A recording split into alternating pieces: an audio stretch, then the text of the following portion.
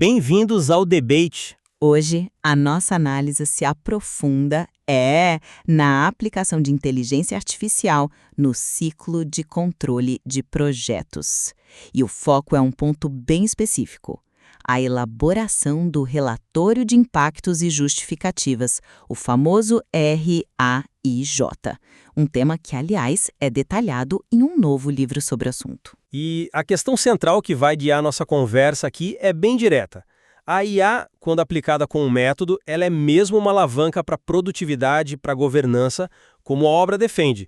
Ou, no fundo, a gente está falando de mais um modismo tecnológico, uma ferramenta que arrisca diluir a responsabilidade técnica, o rigor analítico, que são a alma do controle de projetos. Para embasar essa discussão, a gente vai se apoiar não só nos conceitos do livro, mas também em uma série de entrevistas com profissionais que estão ali na linha de frente, sabe? Seja aplicando ou até questionando essas novas ferramentas no dia a dia deles. Do meu lado, eu vou defender uma visão bem pragmática. A IA, quando ela é enquadrada por um método rigoroso, é uma ferramenta, essencial para lidar com a complexidade dos projetos de hoje. Ela não substitui o julgamento, mas acelera a análise e fortalece a criação de um RI que se sustenta. Já eu vou argumentar que todo esse entusiasmo com o IA pode ser uma distração um tanto perigosa. Uma tendência que, para mim, corre o risco de substituir o trabalho de base, a medição, a análise crítica, por narrativas que soam muito bem, mas que não têm lastro na realidade. Ótimo. Eu gostaria de começar deixando bem claro que, para mim, a discussão não é sobre IA como um conceito abstrato, sabe? É sobre resultado prático, repetível, dentro do ciclo de controle. A realidade de projetos complexos, com centenas de documentos, e-mails, atas, é que o verdadeiro gargalo não é mais a medição. Nós temos ferramentas para medir. O gargalo é organizar esse volume colossal de evidências, conectar as causalidades de forma lógica e, por fim, redigir uma peça formal como o RIJ, que precisa ser, clara, objetiva e, principalmente, aguentar uma auditoria. É nesse ponto, que é o mais caro e demorado, que a IA entra como uma alavanca de produtividade com governança. O livro é muito específico sobre isso. Ele propõe um uso estruturado, em camadas, e aponta que a aplicação dominante, coisa de 65% do esforço, deveria se concentrar no passo 12 do método deles, a produção do RIJ. A ideia é transformar dados brutos, dispersos, num diagnóstico coeso. O método é explícito: entrada rastreável, processamento controlado e saída auditável. A decisão final, a validação da evidência, isso continua humano. Mas a IA acelera o que consome tempo e energia. Organizar, padronizar, verificar consistência. E isso permite que a equipe foque na análise, na decisão, em vez de se afogar em debate infinito. Profissionais que foram entrevistados, como Andressa e o Rafael, já aplicam essa lógica para analisar contratos enormes, por exemplo. Isso prova que não é teoria, é prática. Entendo a defesa da eficiência, mas a abordagem me parece otimista até demais. Hoje a palavra mágica é IA. Ontem era transformação digital. A tecnologia muda, o slide fica mais bonito, mas a necessidade de rigor continua a mesma, né? A minha preocupação é que a gente está tentando aplicar o que eu chamo de glitter tecnológico em cima do RIJ, um documento que é sério justamente pela sua natureza factual. Ele existe para sustentar auditoria, negociação, responsabilidade técnica. Aí você me diz que vai colocar uma ferramenta famosa por completar frases e que às vezes até alucina no meio de um processo tão crítico e chama isso de governança. Tá bom, daqui a pouco a IA vai concluir uma causalidade com a mesma profundidade de quem diz que todo problema é falta de comunicação. É o que eu chamo de controle com vibes. A gente sente que está controlando, o relatório parece ótimo, mas a substância é frágil.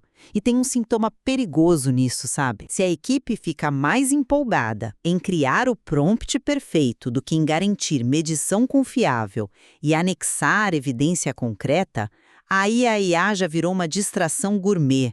O que resolve o projeto não é narrativa bem escrita. É dado correto, evidência clara, decisão com consequência. O resto, para mim, é enfeite. Olha, o seu ponto sobre o risco da superficialidade é válido, mas é justamente contra isso que o método do livro se posiciona. Ele é, na verdade, a antítese dessa fachada que você descreve. A arquitetura de entrada, processo e saída, ela força uma disciplina que não existe no uso aleatório da tecnologia. A qualidade do ROG gerado não depende da magia da IA, mas sim do rigor e da qualidade dos dados que a equipe alimenta no sistema. A IA não substitui o juízo, ela o potencializa. Pensa no volume. Relatórios diários de obra, e-mails, atas. A ferramenta permite analisar tudo isso para achar padrões, inconsistências, coisas que um ser humano levaria semanas. A Andressa, que você mencionou, deu um exemplo claro. Ela usou IA para analisar contratos de mais de 500 páginas e identificar cláusulas de risco em minutos. Isso não é superficialidade, é um ganho de tempo e precisão imenso. Mas esse exemplo da Andressa é ótimo, porque ele reforça exatamente o meu ponto. A própria Andressa, na mesmíssima entrevista, faz uma ressalva crucial. Ela diz: no final, você precisa conferir tudo. Ou seja, a confiança não está na ferramenta, está na supervisão humana qualificada. O método pode ser lindo no livro, mas a realidade das organizações é outra. Se a cultura da empresa não valoriza os fundamentos do controle, e as entrevistas mostraram isso, com profissionais admitindo que não aplicam nem técnicas consolidadas como DCMA ou valor agregado, a IA não vai consertar. Pelo contrário, ela pode só automatizar o caos, dar uma aparência de lógica a um processo que continua falho na base. Pega o caso do Mariano, outro entrevistado. Ele usa IA no planejamento, mas admite que, na hora do controle, o que ainda manda na cultura da empresa ao grito é o feeling, não o processo formal. Então, eu pergunto, como um método, por mais bem desenhado que seja, sobrevive a uma cultura que ignora o básico? Essa é uma pergunta excelente. E a minha resposta é que o próprio método é uma ferramenta para transformar essa cultura. Os ganhos de produtividade que ele gera não são só sobre tempo, são sobre a qualidade da discussão. Nos casos de sucesso que o material cita, o uso da IA para montar o esqueleto do RIJ reduziu o retrabalho e as disputas subjetivas. Por quê? Porque a discussão deixou de ser "eu acho que a culpa foi da chuva" para ser "olha, aqui está a evidência do RD, o e-mail formalizando o impacto e a análise de tendência." A conversa muda de nível. E o livro reconhece que nem todos estão no mesmo ponto. Ele categoriza perfis de maturidade. Você tem o perfil do Rafael, o perfil B, que é o analista documental. Ele não pede para a IA escrever o relatório. Ele a usa de forma cirúrgica para processar e encontrar a agulha no palheiro. E tem o perfil do Tiago, o perfil C, que usa a tecnologia como um laboratório para testar hipóteses.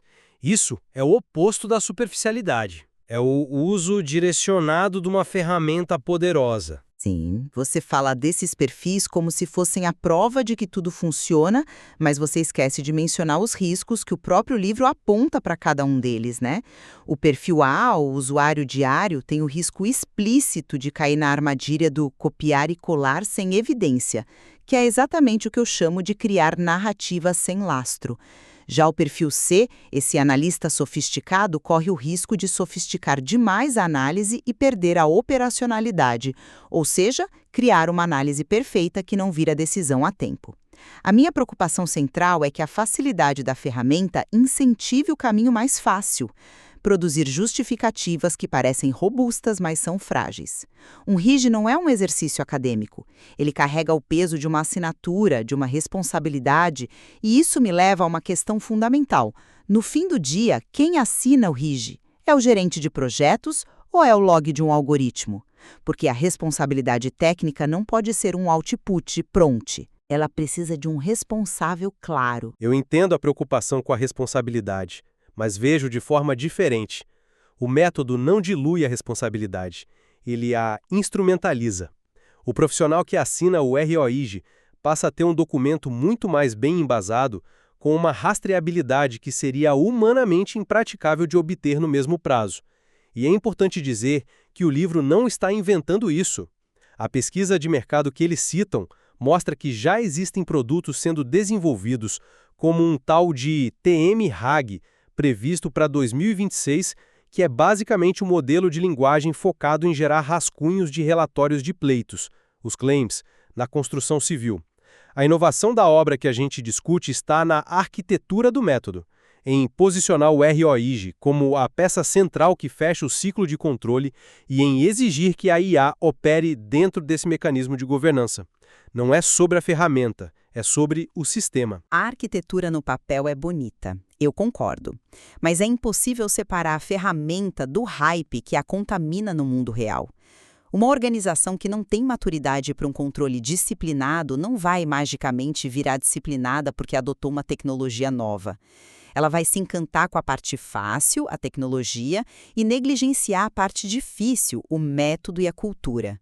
Antes de sonhar com IA redigindo relatórios, a empresa precisa garantir que o básico está sendo bem feito. A medição é séria, a evidência é coletada de forma sistemática, o processo de controle funciona, mesmo que seja numa planilha.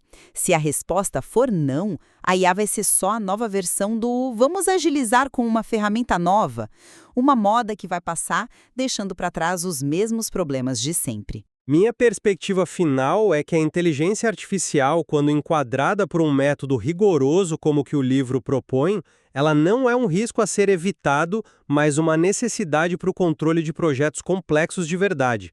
Ela não elimina a responsabilidade humana, pelo contrário, ela fortalece.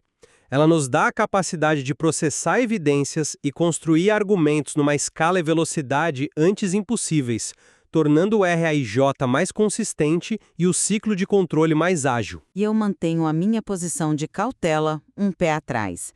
Embora um método estruturado seja, em teoria, louvável, o risco de a tecnologia virar um fim em si mesma, mascarando deficiências crônicas nos fundamentos do controle, para mim, esse risco é significativo e bem real. A prioridade tem que ser sempre a qualidade da medição e a robustez da evidência. A tecnologia deve servir ao rigor técnico, e não o contrário. O método do livro é um ideal, mas a sua aplicação bem-sucedida depende de uma fundação de maturidade que, como as próprias entrevistas sugerem, muitas vezes simplesmente não existe. A discussão de hoje certamente revela essa tensão clássica entre a promessa de eficiência da tecnologia e a necessidade de preservar a responsabilidade e o rigor do julgamento humano. O material que a gente usou como base sugere uma integração cuidadosa, onde a IA não é a protagonista, mas sim uma alavanca dentro de um ciclo de governança bem definido. E fica claro, ao final, que a ferramenta, por si só, não é e nunca será a solução. O sucesso ou o fracasso da aplicação dela depende diretamente da maturidade do processo e da disciplina dos profissionais.